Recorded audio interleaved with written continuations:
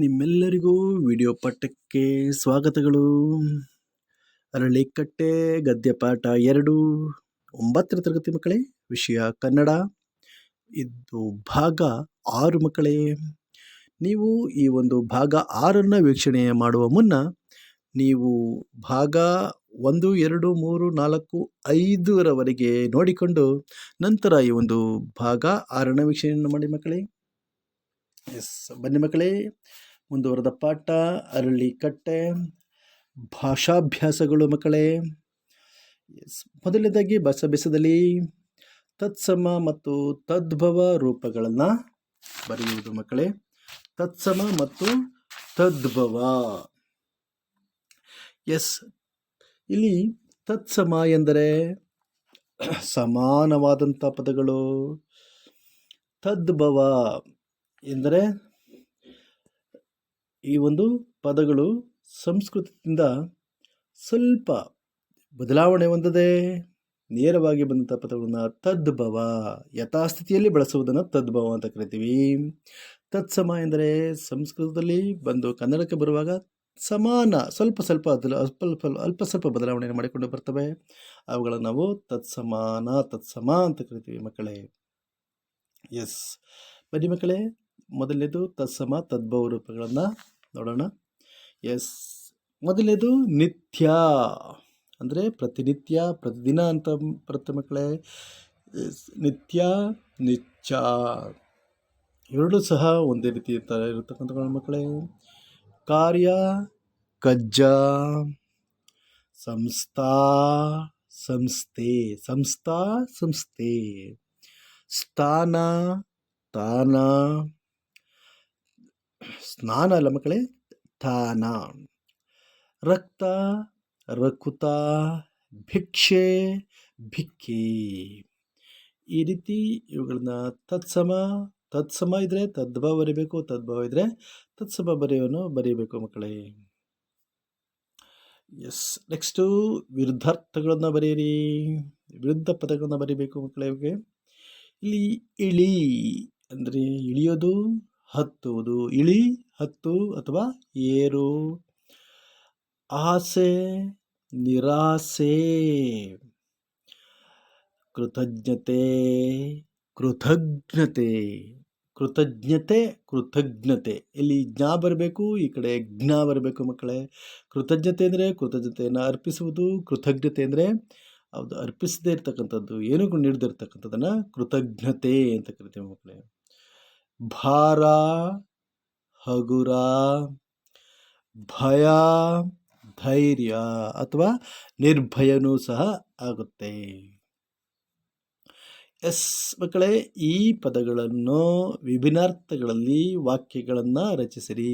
ಈ ಕೆಳಗಿನ ಪದಗಳಿಗೆ ಅಲ್ಲಿ ಒಂದು ಪದ ಇರುತ್ತೆ, ಅದನ್ನು 2 ವಾಕ್ಯವನ್ನು ಮಾಡಬೇಕು. ಸಂದರ್ಭಕ್ಕೆ ತಕ್ಕಂತೆ ಒಂದೇ ಪದವನ್ನು 2 ರೀತಿಯಲ್ಲಿ ನಾವು ಬಳಕೆಯನ್ನು ಮಾಡ್ತೀವಿ ಅಂಥದನ್ನು ಈ ರೀತಿ ಇಲ್ಲಿ ನೀಡಲಾಗಿದೆ. ಅವುಗಳ ರೀತಿಯಲ್ಲಿ ನೀವು ಸರಿಯಾಗಿ ಮಾಡಿ ಮಕ್ಕಳೇ. ಒಂದನೇದು ತಂದೆ. 2 ಅರ್ಥಗಳು ಬರ್ತವೆ ಮಕ್ಕಳೇ ಇಲ್ಲಿ. ಅದರಿಂದ ತಂದೆ ಮೊದಲನೇದಕ್ಕೆ ಒಂದೇ ಅರ್ಥ ಬಂದಿದೆ ನೋಡಿ.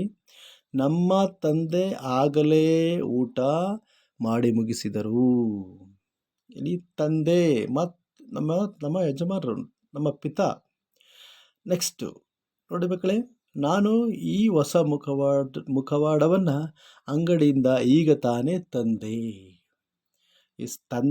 ತಂದೆ ಒಂದೇ ಥರ ಇದೆ, ಒಂದು ಉಚ್ಚಾರಣೆಯೂ ಸಹ ಇದೆ, ಆದರೆ ಸಂದರ್ಭಕ್ಕೆ ತಕ್ಕಂತೆ ತಕ್ಕಂತೆ ಬದಲಾವಣೆಯನ್ನು ಹೊಂದುತ್ತೆ. ಇದು ಕನ್ನಡದ ವಿಶೇಷ ಮಕ್ಕಳೇ.